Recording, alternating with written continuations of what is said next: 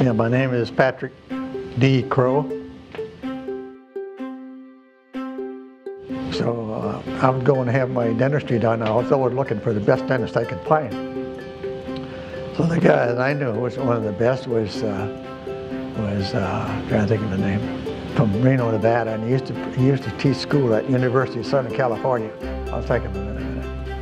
And he treated presidents and movie stars and those people. So I'd go to him, and he would work in my mouth. And after that, then the only person working in my mouth was Dr. Adachi, because I consider him a super specialist, perfectionist as a dentist, perfectionist as a human being, actually. I've been going to him, I don't know, I'd have to ask him how long I've been seeing him, but it's over 20 years, probably 30. Most of what he's done for me has been fixed prosthodontics. But he's done restorative dentistry, put in fillings, and of course I get my prophylaxis done here by Lisa. And he's done just about everything. Crowns, bridges. Dr. Adachi has excellent staff, the best can be, and he has them well trained. In other words, you'll notice when you come in, the receptionist is well trained, well organized, and she's extremely busy because she handles a lot of things.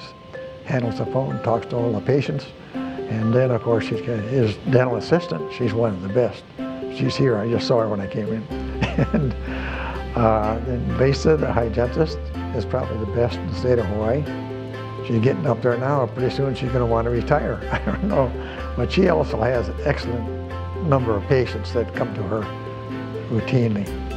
And she's very knowledgeable, so not just a general hygienist that does the prophylaxis, but she has knowledge about dentistry, very excellent knowledge.